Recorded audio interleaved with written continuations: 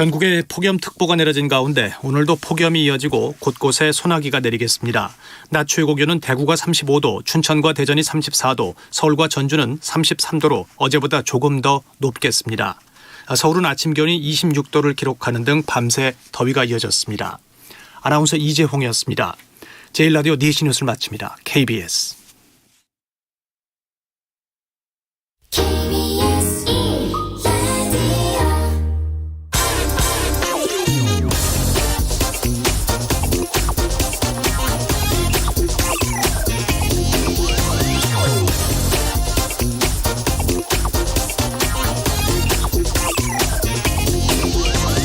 3년 전 최저임금은 정의로운가 이런 다큐멘터리를 제가 제작했을 때 최저임금위원회 간사를 맡고 있던 한 공익위원이 이런 인터뷰를 한 적이 있습니다.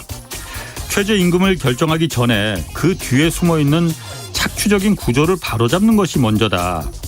대기업과 하청 협력업체 간 납품 단가는 이게 공정한 건지, 또 자영업자들의 목을 조르는 건 알바생들의 인건비가 아니라 착취적인 상가 임대료와 일방적인 프랜차이즈 계약인데, 이건 놔두고 최저임금 액수만 정하려고 하니 이게 사생결단이 될 수밖에 없는 거 아니냐.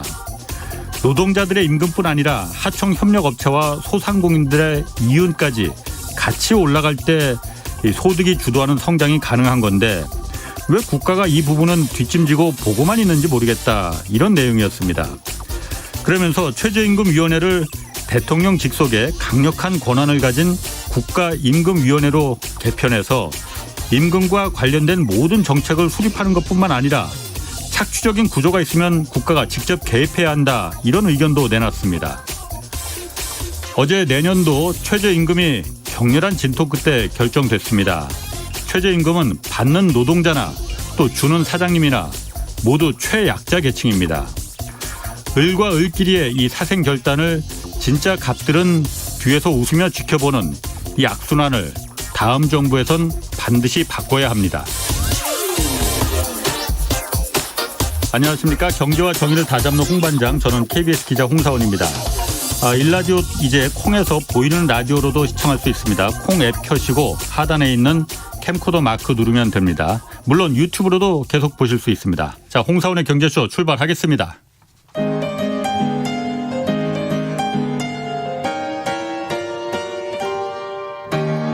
대한민국 최고의 경제 전문가와 함께합니다. 믿을 만한 정보만 쉽고 정확하게 전해드립니다. 홍사훈의 경제쇼. 네, 소형 모듈 원전이란 이 차세대 원전 기술이 지금 주목받고 있습니다. 탈원전 정책의 기조를 둔 우리 정부도 이 소형 모듈 원전, 여기에 대해서는 긍정적인 입장을 보이고 있다고 합니다. 오늘 박종호 명지대 특임 교수 모시고 이 얘기 자세히 나눠보겠습니다. 안녕하세요. 예, 안녕하세요. 예. 오늘 원래 화요일 날 염승환 그 염블리 부장이 나와서 그 주가 분석하는 날인데 보니까 오늘 유튜브에서 댓글들이 좀 염블리 나오느냐고 기대를 많이 했는데 염 부장께서는 오늘 좀 개인적인 사정이 있어서 오늘 좀 못 나오시고 다음 주에 나오시고 오늘 박 교수님이 어깨가 무겁습니다. 그러네요. 저도 너무 아쉬운데요. 자, 그 소형 모듈 원전, 뭐 영어로는 SMR이라고 하더라고요. 줄임말로. 이게 일단 이게 뭡니까? 그러니까 소형 모듈 원전이라는 게? 예, 좀 설명을 드리면요. 전 세계적으로 지금 탄소 중립이라는 거를 우리가 선언을 하거나 심지어 탄소 제로 사회까지 나아가자라고 많은 세계적인 리더십들이 천명을 했는데 이 탄소 제로 사회까지 가는 과정에 이제 험난함들을 이제 목격을 한 겁니다. 그러니까 우리가 신재생 에너지로 전환을 하는 과정에서 일부 부족한 에너지 수급이 필요한데 그거를 그러면 탄소를 배출하지 않고 대안을 찾을 수 있는 방법이 뭘까 하다가 전통적으로 지금까지 사용했던 원자력 발전 형태가 아니라 중소형 원자로를 우리가 사용한다면 그러한 갭을 메꾸는 효과적인 대안이 되지 않겠느냐라고 아마 판단들을 한 것 같습니다. 그래서 지난 5월 달에 한미 정상회담에서도 여러 내용이 들어가 있었잖아요. 그중에서도 한 문구가 앞으로 한국과 미국이 해외 원전 시장의 공동 진출을 한번 같이 모색해보자. 그런데 그때 모색하자는 것도 이 소형 원전이 중심이었었고요. 뭐 그렇게 된다고 말씀드릴 수 있습니다. 이게 소형 모듈 원전인 게 제가 좀 그래서 오기 전에 기사를 좀 이렇게 쭉 한번 검색을 해봤더니 이 빌 게이츠가 이쪽 소형 모듈 원전 이거에 꽂혀 있더라고요. 그러니까. 예, 맞습니다. 빌 게이츠가 이 소형 원자로에 꽂혔던 이유는 크게 두 가지입니다. 하나는 이제 경제성 부분이고요.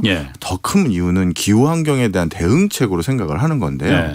요거를 좀 이제 오늘 제가 찾아뵀던 이유는 감히 연불리를 뒤로 물리고 제가 감히 찾아뵀던 이유는 요 부분에 대해서 경제 쪽에서는 어떻게 접근하는지를 말씀드리려고 좀 찾아뵌 거예요. 그러니까 제가 뭐 원자력 공학자는 아니니까요. 물론이죠. 자, 그래서 이제 에너지를 하나 수급하기 위해서 우리가 지금 오늘도 방송하기 위해서 전기를 쓰지 않겠습니까? 이 전기를 쓰기 위한 가장 경제적인 접근은 어떤 일련의 과정 속에서 이 전개되는지를 한번 말씀드리면서 왜 빌 게이츠나 이런 사람들이 그것도 한번 대안이니까 고민 좀 해보자 이렇게 자꾸 관심을 표명하는지 말씀을 드리려고 합니다. 자, 우리는 일견 그냥 탄소 배출 덜하고 뭐 이렇게들 생각을 하시잖아요. 그런데 이게 실질적으로 에너지 정책을 입안하는 데는 생각보다 지리한 어떤 과정들을 다 검토를 합니다. 먼저 제일 첫 단계부터 한번 말씀을 드려볼게요. 우리나라 같은 경우는 전기를 밝히기 위한 여러 에너지원 이게 우리나라 내부에서는 조달하기가 어렵죠. 석유 한 방울 안 나고 석탄 비중도 약하기 때문이죠.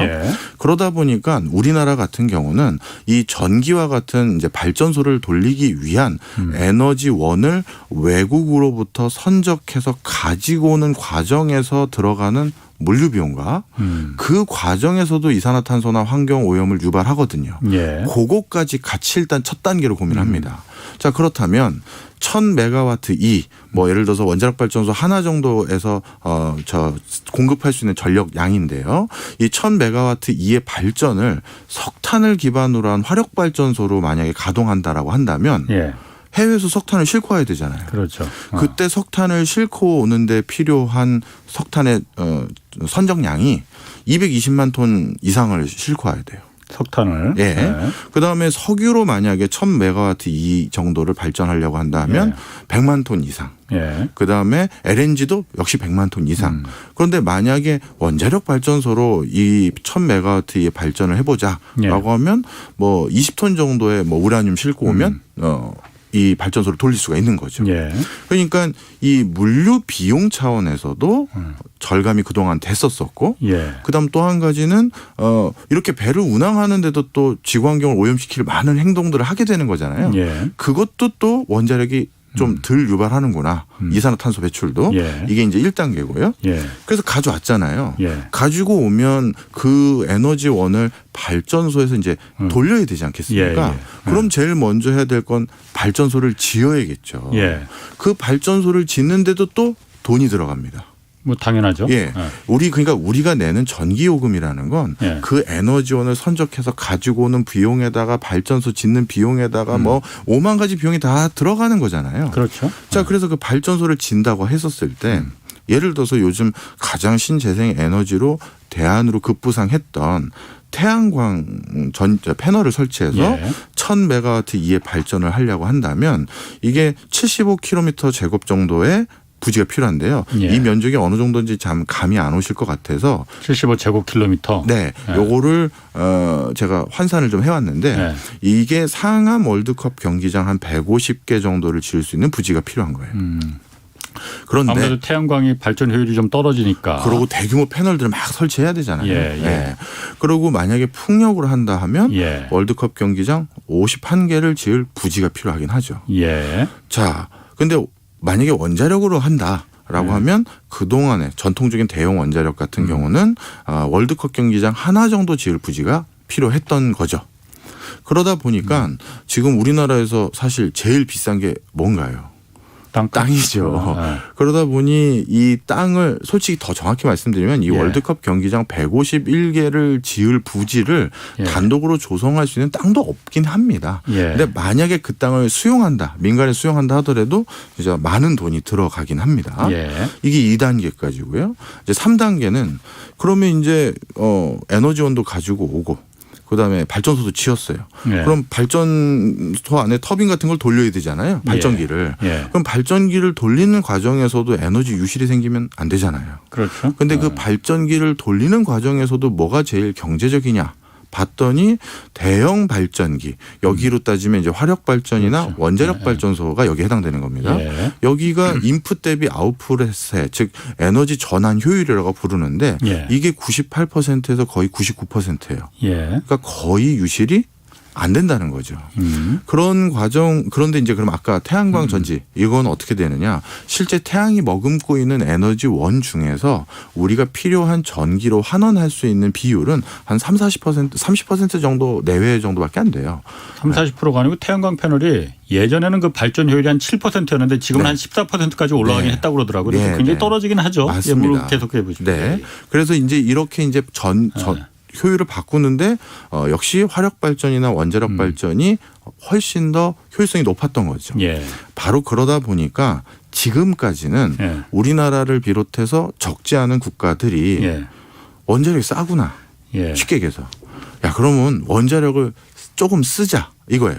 예. 국가마다 조금 쓴다는 정도가 다 달랐어요. 예. 그래서 우리나라를 비롯해서 대부분의 그 외국의 그 에너지 수급 체계에 영문으로 번역을 할 때 자주 나오는 단어가 에너지 믹스예요. 그러니까 믹스. 예, 하나로 에너지를 전부 공급하는 게 아니라 그렇죠. 예. 이것저것 섞어 쓰는데 예. 우리나라도 하루 24시간 중에서 우리가 가장 근저에 해당되는 그 기저에 해당되는 건 예. 제일 값싼 원자력하고 예. 또 값싼 에너지원인 석탄으로 기본값을 제공을 합니다. 예. 그러다가 요즘 같은 여름날 한 여름에 더울 때 뭐 2시부터 4시는 에너지 전력 수요량이 막 피크죠. 피크잖아요. 네.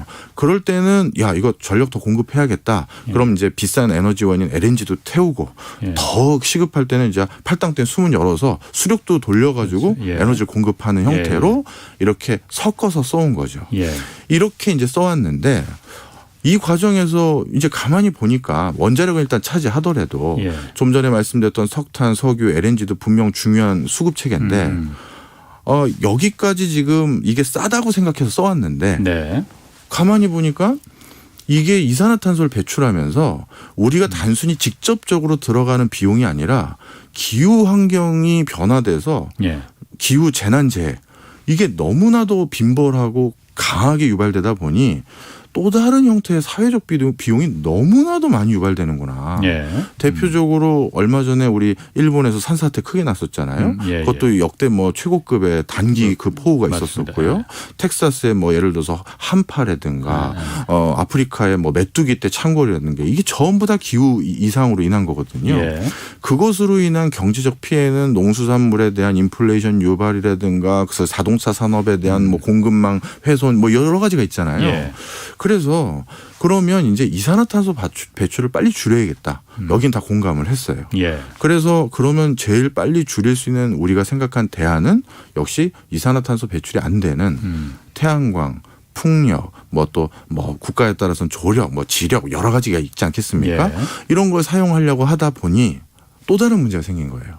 이런 것들은 쉽게 얘기해서 앞서 우리가 전통적으로 사용했던 에너지원과는 달리 인풋을 우리가 컨트롤을 못합니다. 그렇죠. 뭐 날씨를 우리가 마음대로 조정을 못하잖아요. 예. 그러다 보니까 불균등한 전력 수급 이걸 좀 메꾸고 그리고 또 한 가지는 이렇게 신재생 에너지로 전력을 공급하는 과정에서 단기간에 전기료가 조금 비싸질 우려도 있어요. 예. 네. 그런 것들도 무마시키려면 대안이 뭘까 했는데 그러면 이거는 큰 대형 원자력 발전소가 아니라 소형 원자력 발전소로 지역마다 그 부족 부분이나 기본값을 제공하면서 예. 탄소도 줄이면서 중장기적인 신재생 에너지로 전환할 수 있는 기회를 엿보는데 빌 게이츠 스스로도 나도 이게 그나마 현실적인 대안인 것 같다 그렇게 생각을 하시는 맥락이 이런 겁니다. 네. 아 그러니까 소형 원전을 통해서 그 태양광이나 풍력이나 이런 그러니까 그 지속 그러니까 항상 스테이블하지 않은 네. 그 빈 공간을 좀 메꿔주자 이거죠. 그런데 어쨌든 원전 우리 정부에서도 지금 탈원전을 표방하고 있는 이유도 원전이 그야말로 그 굉장히 안정적이고 뭐 나중에 폐기물이나 이런 부분은 비용이 많이 들지만 어쨌든 가동할 때 현 세대에서는 그게 경제적인 측면이 분명히 있어요. 네. 그렇지만은 그런 걸 모두 그런 장점을 다 앞만 설명해도 한마디로 올킬시킬 수 있는 게 후쿠시마 받지 않느냐. 단 한 방에 그야말로 잿더미가 이 나라의 운명이 바뀔 수 있는 거 우리가 받지 않느냐라는 라는 부분 때문이지 않습니까? 맞습니다. 그러면은 이 소형 원전이라는 거는 그런 안전성 어쨌든 이것도 원전이잖아요. 우라늄을 네. 태울 거 아니에요. 그렇죠. 그러면 이거는 안전면에서는 그 괜찮은 건가? 빌 게이츠가 그렇게 말했을 정도면 안전하니까 말했지 않을까 싶기는 한데. 이것도 좀 설명을 드릴게요. 예. 일단 결론부터 먼저 말씀드리면 대형 원자로보다 예. 소형 원자로는 다분히 안전해진다. 그렇다고 뭐 완벽하게 원자로가 없었을 때보다 당연히 안전하지 당연히 않죠. 그렇죠. 예. 예. 그런데 이제 그럼 어느 정도 상황이냐 설명을 좀 드리면요. 통상적으로 소형 원자로를 SMR이라고 부르는데요. 예. 이 SMR의 평균 발전 용량은 300메가와트 이하 정도를 얘기합니다. 그런데 예. 대형 원전 같은 경우는 1000에서 1500메가와트 정도를 얘기하니까 한 5분의 1 수준이 되는 거죠. 네네. 자, 그러다 보니까 어떤 일들이 가능하냐면요. 대형 원자로 같은 경우는 예. 원자로, 증기발생기, 냉각기 펌프, 가압기 등의 구성 요소들을 다 분리해서 만들어서 따로따로 이제 뭐 어떻게 보면 조립해서 맞아요. 설비를 만드는 게 통상적입니다. 저도 원전 몇 번 취재하러 가봤거든요. 네. 근데 다 그게 워낙 크니까 예. 원자로 딱 가운데 있고 옆에 증기발생기로 커다란 거 다 맞죠. 파이프로 네. 연결돼 있거든요. 맞습니다. 아. 그러다 보니까 여러 가지 그 과정에서 외부 노출도 되어 있고 예. 문제가 생겼을 때 우리가 수습하기 어려운 부분도 분명히 있죠. 예, 예. 그런데 소형 원자로 같은 거는 방금 말씀드렸던 거를 모두 패키지 형태로 하나의 형태로 만든다는 거고 하나로 우리가 건립하기 때문에 방금 대형 원자로보다도 그런 부분에서 안전성이 조금 더 높다라는 거고요. 사고가 나더라도 그 하나에도 그냥 밀폐돼 있으니까 거기서 그렇죠. 다 혼자 그냥 그 지지고 볶고 한다는 거죠. 그러니까. 그 얘기죠. 아. 그다음에 원전의 중대 사고 발생 가능성 중에서 이제 노심 손상 빈도라는 게 있습니다. 뭐 그게 제일 위험하죠. 그게 제일 위험하죠. 후쿠시마가 그래서 맞아요. 그게 결정타였죠. 일본을 후쿠시마 이전과 이후로 나누는 게 바로 그것 때문이었거든요. 맞아요. 그래서 저희도 물어봤죠. 네. 그 원자력 공학도들에게 네. 그 손상에 대한 리스크는 그러면 소형 원자로는 얼마나 줄어드는 겁니까? 했더니 핵 융합 그 관련 전문가들 얘기는 한 뭐 학자들마다 좀 차이는 있습니다만 2000분의 1 내지 3000분의 1 수준으로 현격히 줄어듭니다. 이렇게 얘기를 하시더라고요. 뭐 바로 이러한 안전성까지 생각을 해서 그래서 소형 원자로를 선택을 하는 거구나 예. 이렇게 생각이 드는데 하나가 더 있어요. 예. 그러니까 이렇게 오해하시면 안 되는 게 많은 분들이 대형 원자로가 너무 위험하니까 예. 작은 거 만들어서 그냥 쓰자는 얘기구나 이렇게만 생각하시면 안 되고요. 하나 이유가 더 있는데 예. 아까 말씀드렸던 신재생 에너지로 우리가 전환을 결국 해야 되잖아요. 예. 그걸 해야 되는데 그걸 하고 나면 가장 크게 바뀌는 것 중에 하나가 에너지 공급의 중앙 집권화에서 지방 분권화로 그게 바뀐다라고 생각하시면 좋을 것 같아요. 그게 나 이해 못 하겠는데 에너지인데 무슨 중앙 집권이 있고 지방 분권이 있습니까? 좀 설명을 드릴게요. 예. 지금은 우리나라뿐만 아니라 전 세계 거의 대부분이 그런데요. 예. 우리나라에서 에너지를 공급하는 거점 기관들은 한전, 한수원 등 중앙 기관에서 거점 기관을 하나 만들고요. 예. 거기에서 각각을 또 어떻게 보면 지부라든가 관리 사무국 같은 역할을 하는 걸 놓고 전국에 어떻게 이걸 공급할지를 예. 쉽게 해서 규모의 경제로 예. 접근하다 보니까 단가가 낮아지는 거죠. 예. 자, 그런데 이제 신재생에너지는 그렇게 할 수가 없다는 거예요. 예를 들어서 대관령이나 제주도 같이 바람 잘 부는 데는 예. 거긴 풍력으로 가야 되는 거죠. 예. 그다음에 저기 염전 많이 있고 하는 어떤 도서 지역 같은 곳이나 이런 데는 이제 태양광이 더 적합할 수도 있는 거예요. 예. 그리고 모르겠습니다만 이제 이거 한때 이제 포항에서 큰 문제가 되긴 했지만 뭐 지력을 유지하기 적합한 데도 있을 수 있겠죠. 예. 자, 그러면 무슨 얘기냐? 신재생 에너지는 각 지역마다 지정학적인 컨디션이 다 다르기 때문에 그 동네에 적합한 에너지 수급 체계 방식이 달라질 수밖에 없고 예. 그럼 그 상황 때문에 에너지 불균형이 각각 달라질 수밖에 없잖아요. 예를 들어 태양광에 의존하는 곳은 여름철엔 에너지 수급이 별로 어려움이 없어요. 그런데 오히려 풍력에 의존하는 곳은 여름철에 오히려 바람이 잘 안 불어서 겨울과 달리 예. 그래서 거기는 에너지가 더 많이 필요해지고 뭐 이럴 수 예. 있지 않습니까? 그러니 그런 곳곳마다 불균형한 어떤 수급을 각각 제공해 주려면 그 동네에 적합한 작은 원자로를 예. 뭐 그렇게 만들어서 그거에 맞춰서 공급해야지 저기 어디 고리에다가 큰 거 하나 해놓고 전국에 보내는 건 그렇지. 오히려 경제성이 떨어진다는 개념이죠. 그런데 그게 뭐 그럴듯하긴 한데요. 지금 원전 하나 짓는 것도 지금 어느 지역에서든 다 머리띠 두르고 반대하는데 원전 하나 짓는 것도 그런데 아무리 작은 원전이라 하더라도 큰 원전 하나 지을 걸 지금 작은 원전 한 5개는 지어야 되는 거 아닙니까? 맞습니다. 그걸 그럼 그 지을 데가 있습니까 일단? 정말 중요한 가능해요. 정말 중요한 얘기 하셨어요. 예. 이게 참 저도 국민의 한 사람으로서 이해는 하지만 참 예. 어려운 부분인데요. 일단 첫 번째 바로 이렇게 지으려면 어딘가에 이런 걸 지으려면 그 동네 주민들의 처절한 희생과 양보가 있어야지만 가능한 거잖아요. 당연하죠. 예. 예. 그래서 우리나라도 예. 국민들이 그러면 원자력에 대해서 어떤 인식들을 가지고 계신지 조사를 해보자. 그리고 그거에 맞춰서 우리는 원자력을 더 해볼까요 말까요? 이거에 대한 인식도 조사 뭐 그때 국민공청회 같은 거 잔뜩 했잖아요. 예, 예. 정확히 2018년도부터 2021년 동안 10차례의 조사를 했는데 예. 이 과정에서 여러 말씀들을 들으셨겠죠. 국민들이. 예. 예. 뭐 원전의 단점 장점 다 들으셨는데 결론은 어떻게 됐느냐. 10번의 이 기간 동안에 국민들을 대상으로 한 원자력 실태 조사를 했었는데 뭐 평균적으로 3분의 2 정도가 원자력을 지금 상태로 유지는 할 필요가 있구나 또는 당분간은 조금 확대를 해야 될 가능성도 있다라고 말씀하신 분들이 3분 중에 2분이세요.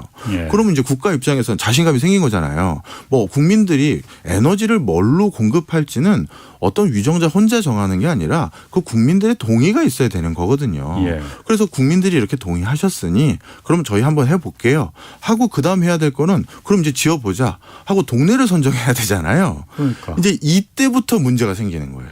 그렇죠. 전체적으로는 동의하는 이유는 그게 내 동네가 아니라는 인식 때문인 거예요. 그렇죠. 그리고 나서 이제 그러면 어느 동네에 지을 거냐 하면 여기서부터 이제 일이 이제 지연되고 사회적 비용이 늘어나는 거죠. 그리고 하나가 더 있는 게 그럼 이렇게 이제 저희가 여러 필요에 의거해서 원자력을 사용하기로 어느 정도 결정을 했다고 치면 예. 그러면 그걸 사용한 우리가 그거를 치우는 것도 우리가 해야 되잖아요. 예. 그러면 이제 원자력 다 쓰고 나서 이제 종료 방안이라고 제가 부르겠습니다. 원자력을 해체하는 방안이 크게 전 세계적으로 기술적으로 3가지로 나눌 수가 있어요. 예. 하나는 즉시 해체, 즉시 분리해서 딱 제거하는 거죠. 그다음 두 번째는 지연 해체라고 해서 시설을 장기간 그 상태로 유지하면서 예. 하나하나 서서히 해체하는 게 있고요. 세 번째는 영구 밀봉이 있습니다. 이후 구체적인 해체 계획은 없이 그냥 콘크리트 같은 걸로 둘러싸가지고 그냥 확 덮어버리는 건데요. 예.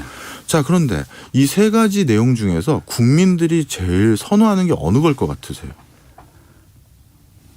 글쎄 제가 지금 잠깐 댓글들 예. 많아서 그거 다른 보다가 거보다가 잠깐 질문 좀 오셨다. 제가 답변을 드릴게요. 예, 못 괜찮습니다. 따라갔어. 예, 왜냐하면 댓글도 챙기셔야 되니까. 예. 지금 댓글들이 굉장히 제가 좀 이따가 좀 할 말들이 좀 있습니다. 예. 자, 그러면 이 상황에서 예. 어떻게 해야 되느냐? 가장 국민들이 선호한 게 뭐냐 하면 이 중에서 국민들이 선호하는 건 지연 해제하고 영구 밀봉이에요. 예. 왜냐하면 가장 지금 내가 내야 될 부담이 그렇죠. 없으니까. 없어요.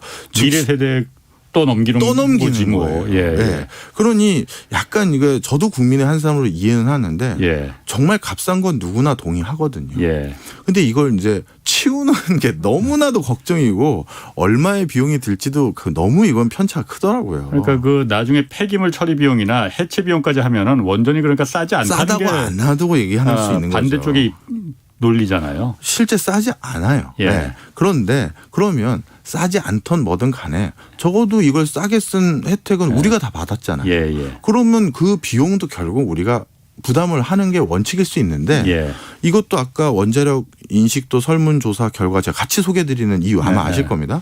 다들 국민들이 경제적인 판단을 하시는 거예요. 그렇죠. 예. 나는 전기를 싸게 쓰고 싶어. 예. 그런데 그게 우리 동네에는 없었으면 좋겠어. 맞습니다. 그리고 그걸 다 싸게 쓰고 이제 해체해야 된다고 그 비용은 천천히 분납했으면 좋겠어. 예. 사실 노골적으로 말씀드리면 그런 맥락이 좀 담겨 있다는 거죠. 뭐 그럴 수 당연히 이해합니다. 저도요. 저도 이해합니다. 네, 저도 저도 그러고 이해해요. 싶고 네. 사실은. 저도 갑자기 전기료 예를 들어서 뭐 2-3배 오른다. 아우 저도 부담되죠. 그러니까 지금 댓글에서도 이제 네. 제가 쭉 본 게 지금 거의 대부분 댓글이 그거거든요. 네. 그렇게 소형 원자로면은 그러니까 어쨌든 전 발전소라는 게 멀리 떨어지면 떨어질수록 송전 비용이 손실이 많잖아요. 그렇죠. 서울에 짓자는 얘기거든요. 지금 한강변에 왜 못 짓느냐. 그러면 소형 원자로니까 그렇게 안전하고 송신 비용도 그럼 줄일 수 있고 압구정동 앞에 한강 옆에 지으면 되겠네. 이게 불가능한 얘기거든요. 그래서 사실 정부도 지금 탈원전을 얘기하는 거잖아요. 맞습니다.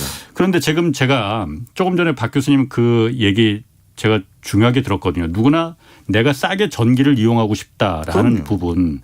사실은 에너지 정책 뭐 죄송합니다. 이거 제가 뭐 번데기 앞에서 주름 잡는 것 같긴 한데 말씀하십시오.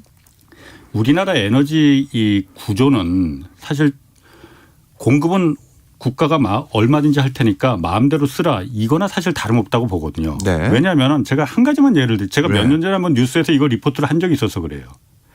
우리가 한 20년 전에 풍경하고 요즘 풍경하고 한번 남산 위에 올라서 한겨울에 남산 위에 올라가서 보면은 20년 전과 지금이 다른 게 정말 있습니다. 네.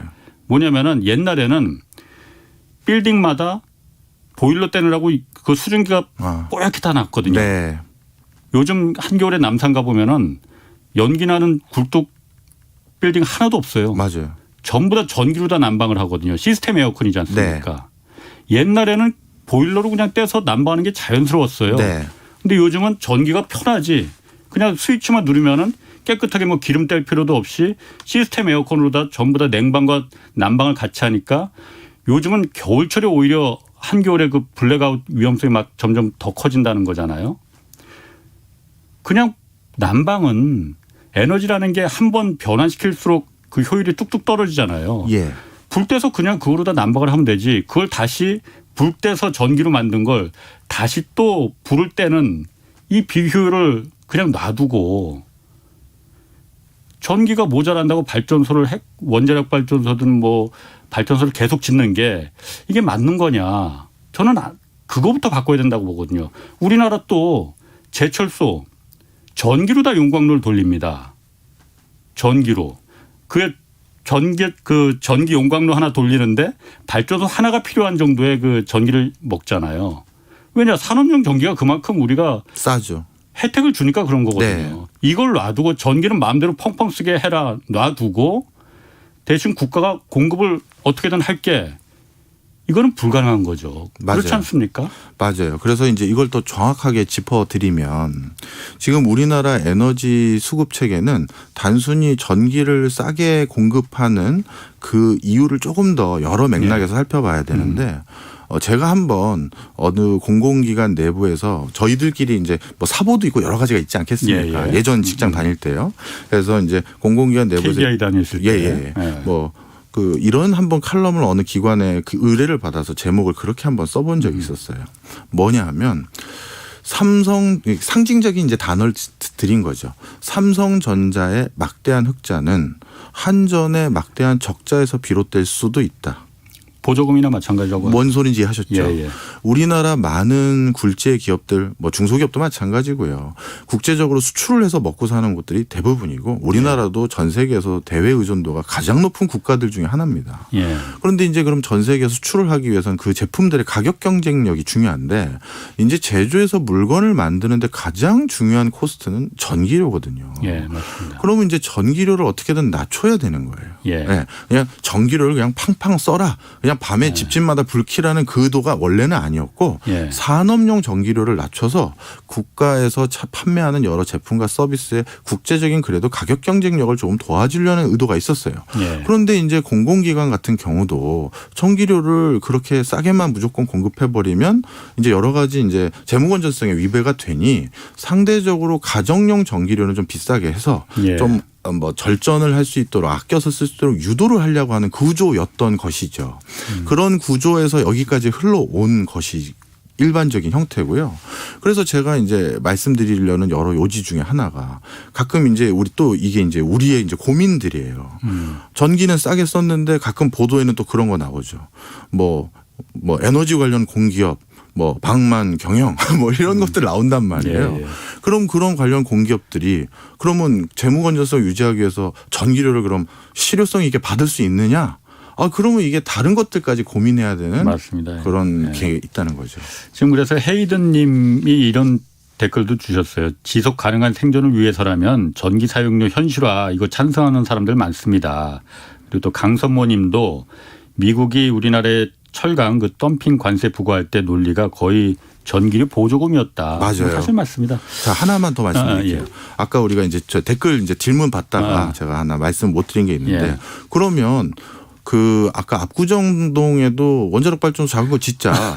진짜 그분의 지적이 정확하신 지적이에요. 예. 지금 전 세계에서 예. 소형 원자로를 개발 중인 게 71개가 있습니다. 예. 근데 그 중에서 개발이 완료됐다라고 할 수 있는 게 딱 미국에 하나 있어요. 네. 그러니까 그것도 역시 크기만 달라졌을 뿐이지 그 동네 주민이 그거 찬성하겠습니까? 원자로인데. 똑같은 거죠. 맞아요. 그래서 제가 그 말씀을 못 드렸는데 지금도 그 상황이에요. 그러니까 예. 크기가 작아졌다고 물론 안전구역이라고 반경 어디까지는 우리가 이제 뭐랄까요? 그렇겠죠. 예. 규제를 묶는 지역인데 그 예. 현격이 줄어들긴 해요. 예. 그래도 똑같은 거예요. 예. 원자로거든요. 예. 그래서 이게 작아진다고 뭐 이슈가 조금 더 수월하게 해결될 거라고 저는 생각하지 않아요. 뭐 그래도 아무래도 대형 원자로보다는 그래도 그런 안정성 면이나 또 이거는 그 제가 좀 뒤져보니까 계속 상시 가동이 아니고 아까 말한 대로 네. 피크철 피크 때. 예. 뭐 요런 때 그러니까 좀 쿠션용으로 좀 사용할 수 있는 그런 역할이 가능하기 때문에 그런 면에서는 가능할 수 있다라고 저도 생각은 들거든요. 근데 이제 이게 있어요. 예를 들어서 지금도 이제 전 세계 71기가 진행 중이지 예. 완료된 건 딱 하나라고 말씀드렸잖아요. 예. 누구도 내가 첫 그 시범 케이스가 되고 싶지 않은 거거든요. 그러니 이 시범 케이스를 어디로 한다라는 건 정말 엄청난 고민이 되고요. 예. 그다음에 대형일 때는 이럴 수가 있어요.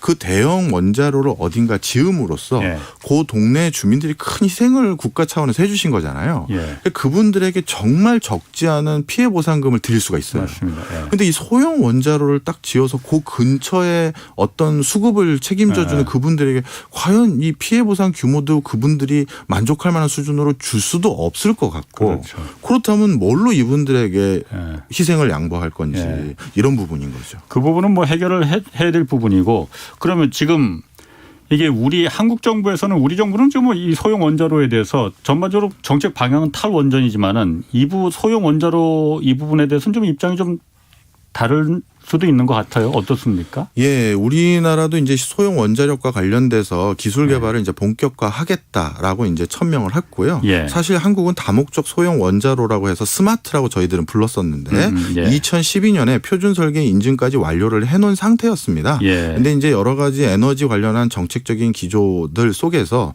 이걸 이제 아주 상용화까지는 조금 미뤄진 부분이 있었어요. 예. 근데 이제 전 세계적으로 신재생 에너지로 전환하는 과정에서 이 기술이 다시 대두가 되기 시작한 거죠. 예. 그러다 보니 기존에 우리가 좀 어느 정도 구축을 하기 위해서 노력해온 흔적들도 있으니 이걸 그럼 다시 한번 해보겠다 이런 추세에 있었고요. 요거와 관련돼서도 또 다양한 설문조사라든가 각계각층의 의견을 예. 이제 들어봤더니 역시 또 똑같은 결론이에요. 소형 원자로는 필요하다.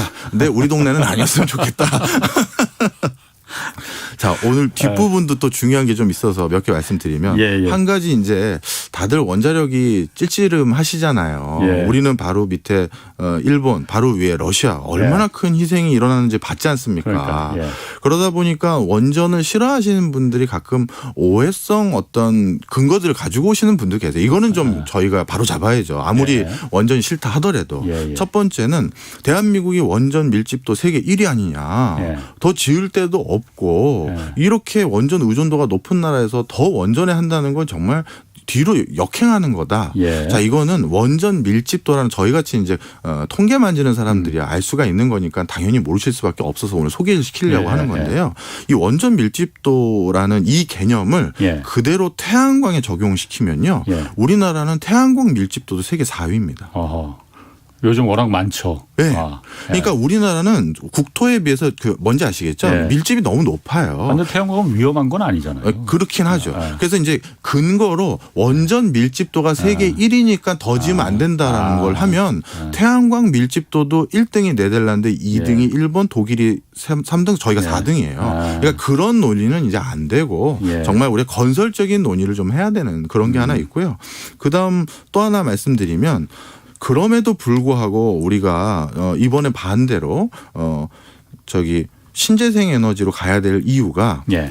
신재생 에너지는 여러 가지 요인에서 진짜 지구를 지키는 일이고 예. 원자력은 결국 지구를 어떻게든 뭐 좀 망치는 일이지 않겠느냐 이런 분류를 이렇게 양분하시는 분들이 계세요. 뭐 망치는 일이라기까지야 뭐. 뭐라고 해야 될까요? 뭐 어딘가 크게 위험한 걸 저장해 놓는다 이렇게 해야 될까요? 하여튼 뭐 그런 요기를 많이 하시는데 신재생 에너지 파트에서도 우리가 앞으로 넘어야 될 허들들이 너무 많아요. 진짜 친환경이 되기 위해서 몇 가지 오늘 대표적으로 소개를 시켜드리면요. 먼저 제가 예전에 정말 놀랐던 나라가 브라질이었어요. 출장도 갔었을 때 바이오매스를 한다는 거예요. 있어요. 그래서 바이오매스 눈이 뒤집어졌죠. 그 사탕수수 뭐 이렇게 하고 맞아요. 거기서 연료 빼내는 거 알코올. 바이오 디젤, 바이오 에탄올. 그래서 아니 농사 지으면 석유 나온다고 이거 아니에요. 쉽게 얘기해서 눈이 뒤집어졌습니다. 그래서 우리나라도 농사는 잘 지으니 그럼 우리도 이제 산육이겠구나 달려갔죠. 봤더니 뭐 여러 방법이 있더라고요. 유채, 콩, 보리, 옥수수뿐만 아니라 음식물 쓰레기 대표적인 이제 사탕수수, 사탕무 여기에서 추출해서 바이오 디젤, 바이오 에탄올을 만들 수 있다는 거예요. 그리고 실제 출장 가서 봤더니 그 가스 스테이션 주유소에 뭐 우리로 따지면 휘발유 디젤 말고 또 진짜 바이오 에탄올이 있더라고요. 쓰고 있는 거예요. 그냥 뭐 앞으로의 비전이 아니라 야 이거구나. 해서 정말 신기방통해서 현장 바이오 에탄올 만드는 그 산업 그 현장도 뭐 탐방을 갔죠. 그쪽 관료분들에게 도움을 받아서. 근데 솔직히 말씀드리면 약간 허구더라고요. 그러니까 뻘짓이지. 뭔지 아시죠? 지구 환경적인 관점에서만 설명을 드릴게요. 이게 바이오 에탄올의 경제성을 담보하기 위해서는 단위 면적당 굉장히 밀집해서 재배를 해야 되더라고요. 그러다 보니까 지력이 그러면 금방 쇠진해지잖아요. 그 지력을 유지시키기 위해서 엄청난 화학 비료와 엄청난 농약을 쓰는 거예요. 그래서 이 사탕수수, 사탕무는 사람들이 못 먹을 수준의 어떤 농약 함유량이 가지고 있을 정도까지. 자, 그러면 그 화학 비료와 농약 성분, 비오문 어디로 스며들고 어디로 갑니까? 다 우리 몸속으로 들어오는 거죠. 그렇죠. 아니 토양 오염되고 수질 오염으로 바뀐 거잖아요. 그러니까. 그래서 제가 바이오매스를 딱 보는 순간 아 이건 대기 오염이라는 형태를 수질 오염과 토양 오염으로 바꾼 거구나. 이렇게 이제 알게 된 거고요. 풍력도 좀 말씀을 드리면 뭐 덴마크 또 가봤더니 뭐 풍력으로 자원 수급의 20% 이상을 한다는 거예요. 또 눈이 뒤집어졌죠. 바람만 부으면 되는구나. 눈 여러 번 뒤집히셨네. 아니 그 뭐래도 좀 기름 저도 뭐 밝은 하늘 보고 싶은 게 제 마음이니까요. 그래서 갔더니 일단 이거는 한 가지 우리나라에서 문제가 있더라고요. 풍력을 하려면 바람의 질이 좋아야 되더라고요. 바람이 일단 연중 불어야 되고요.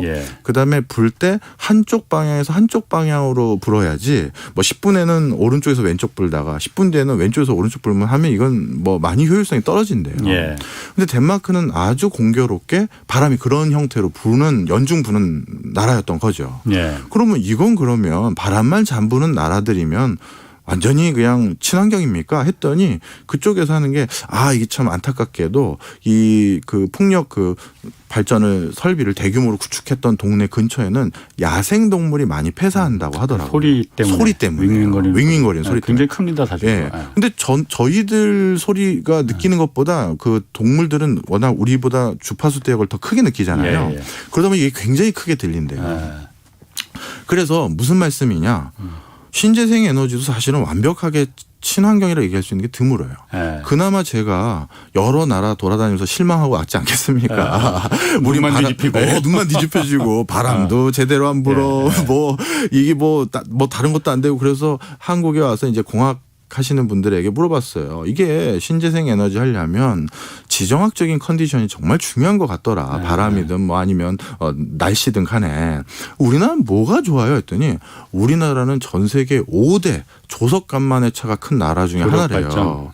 조력발전 이건 됩니까 하고 여쭤봤더니 일단 기술적인 건 제가 들어도 잘 모르니까 그분들에게는 그건 차지하고 그거부터 여쭤봤어요.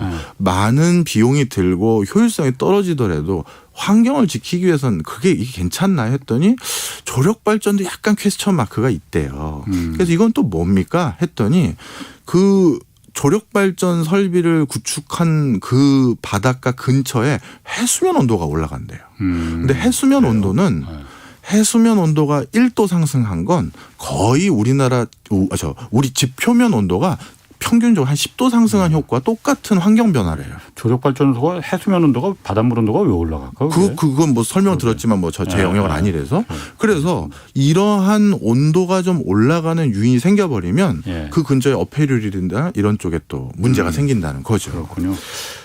그런데 지금 뭐 그렇다고 해도 사실 우리나라뿐만이 아니고 이제 다른 나라 뭐 후쿠시마가 계기가 됐을 거예요. 그래서 신재생 에너지가 막 사람들이 각국 정부가 이걸 채택하면서 사실 그런 기술 발전들이 이루어지는 거거든요. 아까 처음에도 태양광 패널이 옛날에는 진짜 태양광으로 7%밖에 안 됐어요. 100이라는 에너지를 받으면 7%만 전기로 바꿨었거든요. 맞아요. 근데 각국 정부가 다 이걸 이제 그러니까 쓰다 보니까 20-30%까지 간 거죠. 14%까지 지금 20-30%까지는 안 됐고. 아니 그걸 어떻게 계측하느냐에 따라 좀 달라서 그런 거예요. 그래서 굉장히 효율이 올라갔다는 거예요. 뭐 아까 풍력도 그렇고 쓰는 사람들이 많아지면 쓰는 나라가 많아지면은 좀 더 효율 좋은 그리고 부작용이 없는 그런 게 생기지 않을까라는 생각이 들고 아까 뭐 말씀하신 소형 모듈 원전도 한번 우리가 어쨌든 고민을 해봐야죠. 이거는 뭐 원전을 아예 우리가 또 없애자는 건 아니잖아요. 그럼요. 그러니까 그리고 제일 중요한 건요. 사실 어느 지자체에서 또 어느 동네에서 쓰는 전력을 어떻게 공급받겠다라는 거 제일 중요한 게 그 지역사회 주민의 합의거든요. 맞습니다. 우리는 이 원자로를 사용하겠습니다. 감내하신다면 그걸 또 우리가 반대할 이유는 없는 거죠. 대신 그럼 전기요금 좀 싸게 거기서 이용할 수 있고 우리 동네는 안 된다면은 딴 동네에서 쓴 전기 생산한 전기 비싸게 사오고 뭐 그것도 하나 방법일 수 있겠네요. 그리고 우리 방금 홍 기자님께서 중요한 말씀을 하나 하셨어요. 신재생 에너지가 방금 제가 말씀드린 여러 가지 문제가 있음에도 불구하고 그래도 가야 되는 거 아니겠습니까? 정말 맞는 말씀이세요. 제가 요즘 태양광 패널 쪽에서 오랜만에 또 눈이 또 뒤집어지는 일을 또 봤는데 뭐냐면 투명한 태양광 패널이 개발이 된 거예요. 그래요? 우리 지금 여기 보호막 같은 유리처럼?